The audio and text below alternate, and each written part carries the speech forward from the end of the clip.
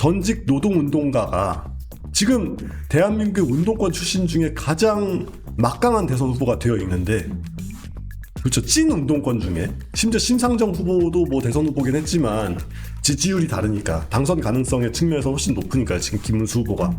이런 상황에서 실제로 심상정이 혹할 수 있을 정도로, 물론 지금의 심상정은 아니지만 과거의 심상정이 혹할 수 있을 정도의 조직 노동이 아니라 비조직 노동, 정규직이 아니라 비정규직을 위한 대통령이 될 수 있을 가능성 같은 거를 말로라도 보여주면 지지율의 반향이 있을 겁니다.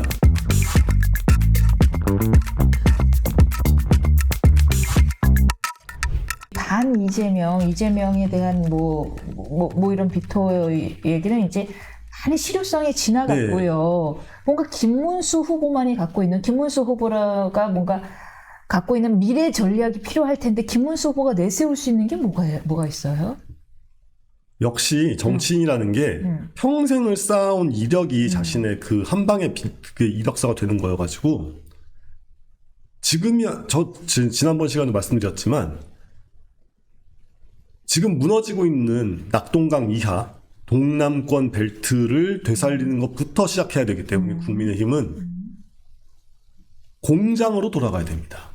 김문수는 그 민주노총이 챙기지 않는, 민주노총에 가입할 수 없는 그런 별거 아닌, 그러니까 별거 아니라 힘없는, 조직되지 못한, 가난한 노동계층을 아우르는 그런 보수정당 후보가 되어야만 해요. 광장을 버리고 공장으로 돌아가야 됩니다. 광장을 버리고 공장으로 가라. 아스팔트 우파, 아스팔트 그 기독교 세력들과 뭐 100% 손절은 힘들어도 거리를 두고, 그리고 오히려 지금 우리나라 지금 정치가 여의도, 광화문, 국회 앞 뭐 이런 데서 계속 막 앉아가지고 스피커 틀고 노래 부르고 이런 걸로 전락해 있는데, 실제로 정말 정치가 필요한 사람들이 있단 말이에요.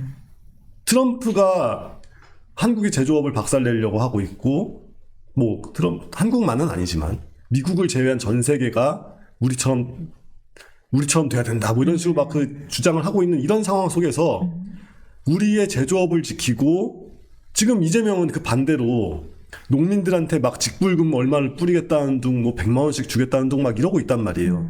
그게 아니라 농업을 현대화하고 농업을 산업화하고, 그리고 청년들도 어떻게 조금 더 창의적이고 조금 더 주체적인 경제적인 삶을 살 수 있을 것인가, 이런 거에 대해서 전직 노동운동가가 지금 대한민국 운동권 출신 중에 가장 막강한 대선 후보가 되어 있는데, 그렇죠, 찐 운동권 중에, 심지어 심상정 후보도 뭐 대선 후보긴 했지만 지지율이 다르니까 당선 가능성의 측면에서 훨씬 높으니까요, 지금 김문수 후보가. 이런 상황에서 실제로 심상정이 혹할 수 있을 정도로, 물론 지금의 심상정은 아니지만 과거의 심상정이 혹할 수 있을 정도의 조직 노동이 아니라 비조직 노동, 정규직이 아니라 비정규직을 위한 대통령이 될 수 있을 가능성 같은 거를 말로라도 보여주면 지지율의 반향이 있을 겁니다. 지금 김문수를 찍겠다고 하는 사람들이, 국민의힘 지지층들은 이제는 어떤 일이 있어도 김문수를 지지를 할 수밖에 없어요. 왜냐하면 이 사람을 살리기 위해서 내가 그 새벽에 기다려가지고 막 문자 보내고 막 이랬던 사람들이기 때문에 단단한 조직이 되어 있단 말이에요. 그러니까 조직이란 말은 좀 그렇고 단단한 표가 되어 있습니다. 그러면 여기서 적극적으로 외부로 확장을 나가서 그렇게 해가지고 지지율이 올라가는 모습을 보여줘야 모멘텀이 더 받는 거거든요. 근데 노동자 계층은 전통적으로 워낙 민주당이나 정의당을 지지하던 층인데, 그렇게 한다고 해서 과연 노동부 장관까지 하면서 이 정권에서 장관 국무위원까지 했던 이 후보한테, 김 후보한테 표를 줄까요? 우리 집도키가 나가는 거 아닌가요? 그러니까 더 뭔가 더 매력적 내지는, 제가 그 멘트를 좋아했던 건 아니지만 지난번 대선 때 윤석열 대통령이 여성가족부 폐지라고 해가지고 어쨌건 실제로 반향이 있었잖아요. 그런 식으로 지금 이 시대에 가장 병목이지만 가장 사람들이 차마 말 못하고 있는 그런 것들을 지적을 해야 됩니다. 저는 여가부 폐지는 좀 잘못된 방향이었다고 생각을 하는데, 그거랑은 별개로 예를 들어서 사교육 철폐라든가 뭐 우리가 모두가 바라고 있는 고양이 목에 저 방울이 달렸으면 좋겠지만 차마 그걸 못하고 있는 거 있잖아요. 아, 사교육 철폐는 왜 안 하시는 거예요? 진짜 다들 원해요. 그게 민주당의 돈줄이기도 하거든요. 아, 민주당의 돈 정청래가 누굽니까? 그 마포의 그 길잡이 학원 원장님 정청래라든가. 아. 예, 뭐 사교육으로 돈 번 사람들이 얼마나 많아요. 유시민도 넓게 보면 사교육업자죠. 그 성인을 위한 사교육이잖아요. 그 자신의 그 강의 교재, 그 유시민의 그 저서들을 써가지고 팔고 거꾸로 읽는 시리즈나 예, 뭐 그런 것들. 교양서라고 볼 수도 있고요. 예, 예. 그렇죠. 그러니까 교양서 업계와 사교육 업계가 약간 좀 겹치는 측면도 없잖아 있고. 네. 그 지금 유명 학원 뭐 이런 분들 중에 대체로 정치 성향 보면 다 민주당이나 민주당 지지층들이 많고. 그거는 인적 구성이 애초에 386 세대들이 대학 386 세대들이 대학 다니다가 취직 안 되고 막 이랬을 때 다 학원으로 빠지고 뭐 이랬으니까요. 그런 거죠. 그래서 더더욱 바뀔 가능성이 없는 영역인데 정몽주 전 의원도 맞아 학원 하셨군요. 문제는 그러다 보니까 자녀를 키울 때 이제 뭐 식비라는 게 그렇게 많이 드는 세상이 아니잖아요. 그리고 옷도 다 뭐 그냥 싼 거 입으면 되고. 근데 끝없이 벌어지는 교육 경쟁. 이게 결국에는 자녀의 양육비와 양육 기간을 한없이 늘리고. 저출산의 원인이에요. 예, 맞아요. 결국에는 사교육 때문에 나라가 망하고 있습니다. 그리고 부동산 일부 학군의 부동산 급등의 원인이고 예, 다 그렇죠. 사교육의 예. 원인이에요. 근데 그거를 그 누구도 대놓고는 말을 또 못하고 있는 게 그 시장이 너무 크니까. 그것도 그렇고 솔직히 국민의힘 쪽에서도 그 그러니까 용산은 상관없는 부분이지만 어쨌거나 이제 자신들의 그 자산 가격과도 직결된 문제고 사교육 시스템을 모두가 문제라는 걸 알면서도 모두가 이제 그 해결되지 않는 그걸로 굴러 떨어지고 있는데 거기서 사실 대통령 후보가 한마디 한다고 해서 뭐가 달라지겠습니까만은 그래도 이게 문제다라는 걸 대놓고 지적은 해야 돼요. 근데 국민의힘은 전통적으로 자유를 중시하잖아요. 이쪽은 평등을 중시하고요. 자유를 중시하는 입장에서는 직업의 자유를 철폐하자는 이야기를 하기가 쉽지는 않을 것 같아요. 근데 이제 예. 자유가 어떤 자유냐고 했을 때 공정한 경쟁을 할 수 있는 여건을 어떻게 제시를 하느냐 이거거든요. 근데 멀리 갈 것 없이 김문수 본인만 해도 그 당시는 학력고사 시대고 이제 물론 그때도 사교육이란 게 있긴 했지만 사교육 없어도 김문수는 서울대 갈 수 있었잖아요. 근데 지금은 그런 거 안 하면 서울대 못 가죠. 뭐 이렇게 굉장히 복잡한 입시 과정들이 있고 거기에 수많은 정보가 필요하고 이런 걸 다 따라가야 되는 시대가 됐잖아요. 그러니까 김문수라는 캐릭터를 본인이 꼰대라는 사실을 그러니까 나이가 많아서도 그렇고 꼬장꼬장하고 그러니까 꼰대라는 사실을 부정할 수 없다면 이용해야 돼요? 예, 이용해야 됩니다. 국민 꼰대가 돼야 돼요. 국민 꼰대. 우리 국민들이 원하는 어떤 이야기들이 있고 네. 그런 이야기를 그냥 직접 거침없이 마구 던지는 것만으로도 충분히 반향을 얻을 수 있습니다. 왜냐하면 지금 우리가 이미 386 세대들의 입맛에 맞게 만들어졌거나 386 세대가 직접 만들어 놓은 어떤 그 국가 구조, 그 사회 구조 속에서 한 20, 30년을 넘게 살고 있어요. 그러다 보니까 그 이전 세대의 세계관과 가치관이라는 게 그냥 낡은 게 아니라 약간 레트로하게 신선하고 그냥 학생이 학교를 다니면서 학교에서 배우는 거 가지고 공부하면 되는 거 아니야? 같은 뻔한 생각이 굉장히 개혁적이고 신선한 걸로 받아들여질 수밖에 없고 근데 이게 과연 보수 정당에 맞냐? 그러면 꼭 그렇진 않을 수도 있죠. 근데 문제는 왜냐하면 기존 질서를 중시하는데 헌재에서 사교육 철폐가 위헌이라고도 나왔으니까 또. 근데 그러니까 헌재도 비판하면 되는 거죠. 그러니까 지금 김문수 후보가 예. 나를 보수 진영이 어떻게 볼까, 보수 유권자들이 어떻게 볼까 이런 고민을 할 필요가 없습니다. 어차피 20일 뒤면 아무 상관없는 얘기가 되고, 오케이. 그렇죠. 대선 지면은 뭐 별 상관없는 얘기예요. 그런데 지금처럼 보수가 변해야 된다는 메시지를 보수 유권자층이 적극적으로 내놓은 적이 있냐는 거죠. 얼마나 뜨거운 에너지로 국민의힘 이대로 안 된다. 보수 정당 이대로 안 된다.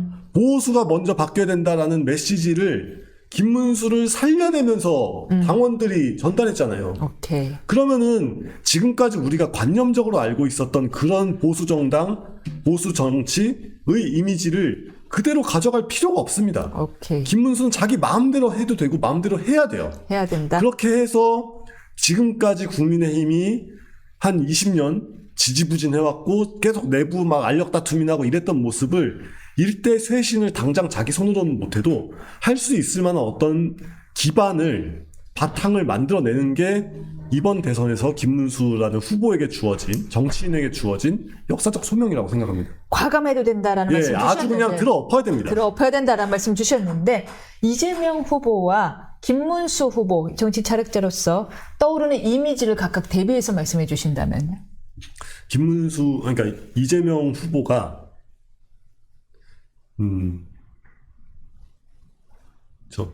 그러니까 이게 덫 사냥꾼 같은 느낌이라면, 그러니까 덫 사냥을 하는 방법이 여러 가지가 있는데, 덫을 놓을 수도 있고, 활을 쏠 수도 있고, 그러니까 막 뛰어가서 몰아가지고 사냥을 할 수도 있고, 이렇단 말이에요. 이재명 후보는 지금까지의 인생도 사실 되게 덫을 놓고, 그러니까 막 말은 과격하게 해도 결국은 자기가 손해 안 보고, 이게 한 발 빠져가지고 이렇게 막 구덩이 파놓고 이렇게 올가미를 이렇게 해놓고 남이 이렇게 빠지는 걸 이렇게 막 보고 있는 이런 종류의 사냥을 해왔던 사람인데 김문수 후보는 몰이꾼이었단 말이에요.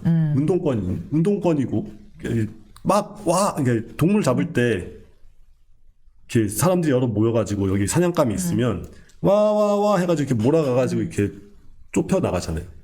그런 어떤 그런 정치의 정통적인 방식이기도 하고, 그게. 그래서 여야가 바뀌었다라는 생각을 해야 됩니다. 지금 이미 솔직히 지금 바뀌어 있어요. 이미 야당이고, 김문수 후보는 야당 후보로서 뛰쳐 들어가야 되고, 더 과감해져야 된다. 더 과감하게 뛰쳐 들어가야 되고, 지금 그래서 이재명 후보 쪽에서, 민주당 쪽에서 굉장히 여유롭게 너네 이제 뭐 우리 대선 토론 할 날만 기다리고 있다 이러면서 정책을 뭐 이것저것 던지고 뭐 각 지역 가가지고 막 거의 막걸리 공약을 연상케 하는 막 보조금 얼마씩 주겠다 뭐 이런 얘기 하고 다니잖아요. 이게 다 결국에는 우리는 이러저러한 준비된 함정들이 있고 여기에 너네가 빠지기를 기다리고 있다 이런 식으로 바뀌어 있는데 이게 꼭 나쁜 건 아닙니다. 왜냐하면은 여야가 바뀌어 있기 때문에 실질적으로 여야가 바뀌어 있는 상황이기 때문에 우리가 이용해서 과감하게 가자. 국정 파탄의 책임을 물어야 돼요. 민주당에게 국정 파탄의 책임을 묻고 나는 국민의힘 후보로 선출됐지만 국민의힘에서도 쫓겨났던 진짜 아웃사이더다. 이런 식으로라도 나아가지 않으면 활로가 보이지 않을 뿐더러 이렇게 나가야 그래도 최대한 많이 따라잡아서 어찌 보면 승리의 한 줌의 가능성이라도 엿볼 수 있지 않을까. 토론을 염려하는 분들도 많아요. 1대1 양자 토론을 할 때 과연 그 토론이 조금 이 순발력이나 이런 부분에서 문제점이 드러났는데 견뎌내실 수 있느냐. 근데 그게 약간 우리가 토론에 대해서 오해하고 있는 측면인 것 같은데 어차피 TV 토론이라는 것이 이게 상대방의 말을 이렇게 막 쇼츠감 되게 딱딱 재미있게 받아치고 이게 중요한 게 아니라 첫째로는 지지층이 이탈할 만한 모습을 보여주면 안 되고 둘째로는 아직까지도 마음을 못 정한 사람들이 있다면 그 사람들이 마음을 정할 수 있는 그런 요소를 보여주려고 하는 거지 상대방을 말싸움으로 이기려고 하는 게 아니거든요. 그리고 둘째로는 말싸움을 잘 못하는 것 같지도 않던데요. 그러니까 말투가 약간 좀 어눌하게 들리고 약간 좀 이렇게 연세도 있고 하니까 좀 말도 느리고 뭐 이렇다 뿐이지. 그리고 지난번에 이제 관훈 토론이었나요? 그래서 이재명, 그러니까 자기가 영혼을 바꾸고 싶은 사람이 있다면 누구냐? 그랬더니 이재명이다. 이 사람이 왜 그런지 내가 좀 이해를 해보고 싶다. 라든가 아니면은 뭐 나도 경기도지사를 했는데 내 가족 측근 중에 죽은 사람 한 명도 없다. 뭐 이런 식으로 우리가 이재명에 대한 반론으로 기대할 법한 그런 종류의 레토릭은 아무렇지 않게 구사를 할 수 있는 그런 사람이죠. 그러니까 여기서 중요한 거는 뭐 말하자면 이준석 같은 그런 방식의 토론의 순발력, 그런 식의 토론의 말빨, 이걸 과시를 할 수 있냐 없냐가 중요한 게 아니라 어떤 포지션을 갖고 있냐가 중요한 겁니다. 그러니까 설령 이준석처럼 말 잘하는 사람이라고 해도 윤 대통령을 실드 치면서 대선 토론을 할 수는 없거든요. 빨리 정리를 해야 됩니다.